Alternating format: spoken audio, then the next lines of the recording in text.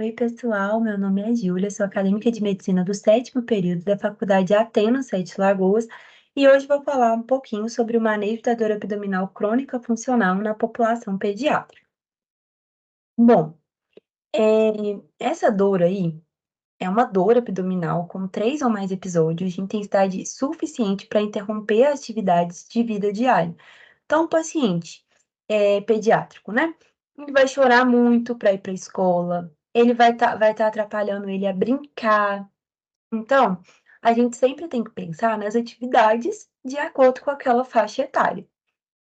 Esses episódios aí, eles vão ocorrer por pelo menos 3 meses e eles podem ter um padrão quanto contínuo quanto intermitente. Bom, essa dor, ela pode ser de etiologia funcional ou orgânica. Como aqui a gente está se tratando da população pediátrica, é importante frisar que a dor funcional, ela é mais prevalente nessa população. Quando a gente trata aí de uma etiologia orgânica, vai ser uma dor relacionada à lesão ou ao dano tissular existente em cada tipo específico de doença. Então, a gente vai ter aí uma causa anatômica, uma causa inflamatória, um processo obstrutivo ou um dano textual causando essa dor. Quando a gente tem aí uma dor funcional, é quando a gente tem uma dor que ocorre na ausência dessas causas que eu falei de etiologia orgânica. Bom, a dor de etiologia orgânica, ela é causada principalmente por processos obstrutivos ou inflamatórios. Então, a gente tem várias causas, então uma delas aí é a gastrite, a úlcera, parasitose, a gente pode ter aí infecção urinária, cálculo vesical, pancreatite, anemias, neoplasias. Então, essa dor é uma dor que a gente tem que ficar muito atento aos sinais e sintomas de alerta, por isso eu vou abordar mais para frente da apresentação também. Bom, já a dor de etiologia funcional, ela é multifatorial, então a gente pode ter vários mecanismos aí afetando para que tenha essa dor. Essa dor, ela vai ser um desafio quanto para os pais, quanto para os pediatras. Então, a gente pode ter aí uma causa, né, de hipersensibilidade visceral, a gente tem aí um menor limiar de percepção dos sinais gerados no trato gastrointestinal, e enviados por via neural ao cérebro, a gente pode ter um distúrbio na motilidade, uma alteração na composição da microbiota intestinal, a gente pode ter uma predisposição genética. Agora, com o Roma 4, a gente pode ter um pouco de inflamação, a gente pode ter aí associado perfil psicológico e estresse ambiental.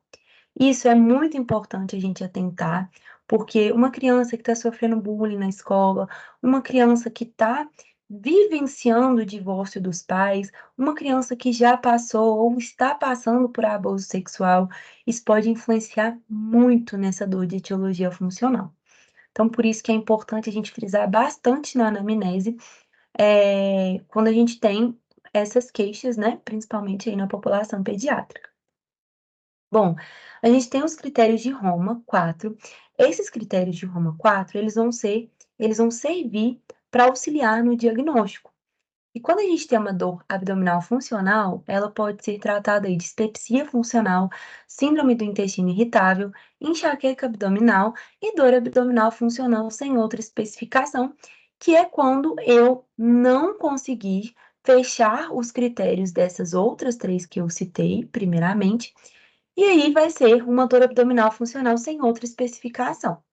Nós não vamos focar aqui nos critérios, nós vamos focar mais no manejo da dor crônico-funcional.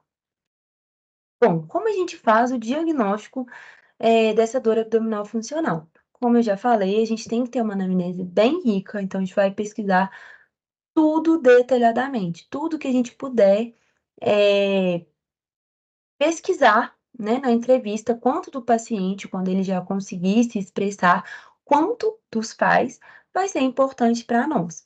E o exame físico, vamos fazer o exame físico da criança mesmo.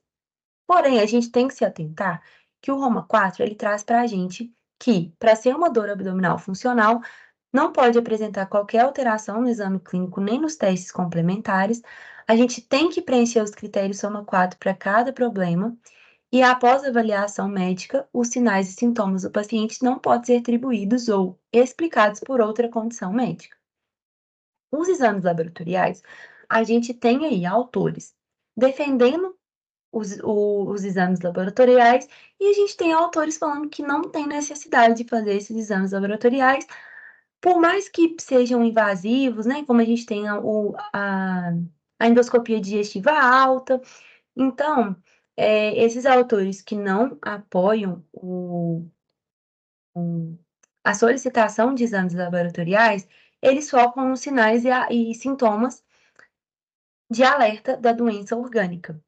Porém, na prática, a gente vê aí que para uma segurança do médico e também para a gente ter uma melhor relação médico-paciente, porque a mãe não entende, tá, a mãe e o pai, né, pode não entender que é uma doença de quadro benigno, então a gente pode pedir alguns exames para poder aliviar essa tensão também dos pais. Então, a gente pode pedir hemograma, PCR, VHS, a gente pode pedir exames de fezes também, para a gente ver se tem aí uma parasitose. A gente pode pedir o Roma 4 traz para a gente poder pedir sorologia de doença celíaca. A gente pode pedir amilase, lipase, a gente pode pedir aí um EAS também. Então, esses exames laboratoriais mais básicos. Lembrando que endoscopia digestiva alta, ultrassonografia, a gente só pede quando tem quando essa criança ela tem queixas mais específicas. Bom, a gente tem que atentar e orientar os pais sobre os sinais e sintomas de alarme para doença de origem orgânica. Então, a gente tem que deixar bem claro esses sinais que são histórica familiar de doença inflamatória intestinal e doença celíaca ou doença péptica, uma dor persistente em quadrante superior ou inferior direito, uma disfagia, uma odinofagia, vômito persistente, sangramento, diarreia noturna, artrite, doença perianal, perda ponderal involuntária, desaceleração do crescimento linear, atraso da puberdade e uma febre sem explicação. Então, sempre vamos orientar e nos atentarmos em relação a esses sinais e sintomas. Bom, o manejo de dor abdominal funcional, ele sempre vai ser individualizado, a gente sempre tem que pensar no quadro clínico daquele paciente e a gente vai acalmar os pais, explicando que é um quadro benigno, diminuindo a ansiedade desses pais, a gente diminui também a ansiedade dessa criança, podendo ter aí uma melhora no quadro clínico dessa criança.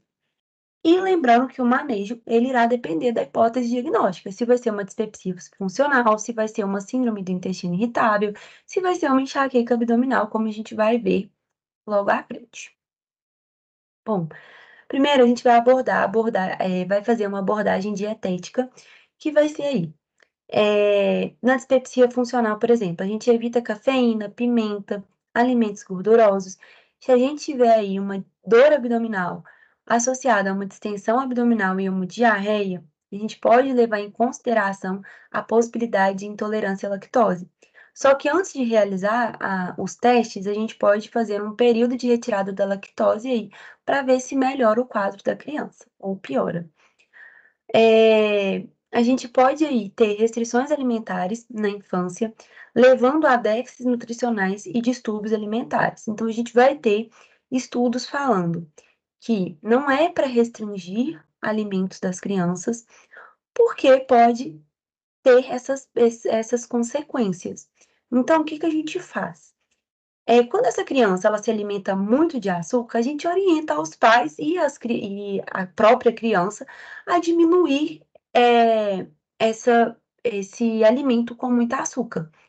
A gente nunca vai fazer uma restrição alimentar, uma vez que a gente está se tratando aí de crianças também, né. Então a gente tem aí evidências fracas em relação à dieta específica para os casos de dor funcional, e alguns autores aí vão sugerir o controle da ingestão dos chamados food maps, que são os oligosacarídeos, os disacarídeos, os monossacarídeos fermentáveis e os polióis, quando se trata da síndrome do intestino irritável.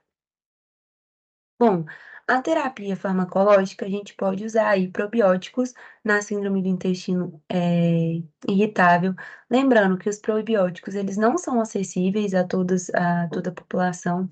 Tem alguns, como o VSL, ele nem está disponível no Brasil, Então, a gente tem que tomar esse cuidado ao prescrever esses probióticos. Na enxaqueca abdominal, a gente pode usar aí amitriptilina e propanolol para profilaxia. E na dispepsia funcional, a gente pode usar inibidor de bomba de próton, como o omeprazol, por 4 semanas, e os antagonistas de receptores de histamina, um H2, quando essa criança tem muitos sintomas. E aí, quando essa criança tem náusea, distensão e saciedade precoce, principalmente na dispepsia funcional, a gente pode entrar aí com o procinético, que é a domperidona. Bom, o suporte psicológico é o mais importante no manejo da dor abdominal, crônica funcional e, aqui, né, boa relação médico-paciente, o suporte familiar, que eu já citei, mas a gente tem que focar aí em diminuir a ansiedade, quanto o pai quanto da criança, explicando novamente que é um quadro benigno, e isso vai ajudar aí, a minimizar aí os sintomas dessa criança. E a gente tem aí as terapias, como a terapia cognitiva comportamental e a psicoterapia, entrando aí para ajudar nesse manejo. Lembrando aí que fatores ambientais, estressores, a condição que essa criança vive é muito importante para o manejo dessa doença. Então, a gente sempre tem que saber como é aquele contexto que essa criança vive, o que está acontecendo na vida dessa criança, para a gente poder ajudar ela. Bom, esse foi meu trabalho, espero que vocês tenham gostado. Essas foram referências utilizadas no trabalho. Muito obrigada.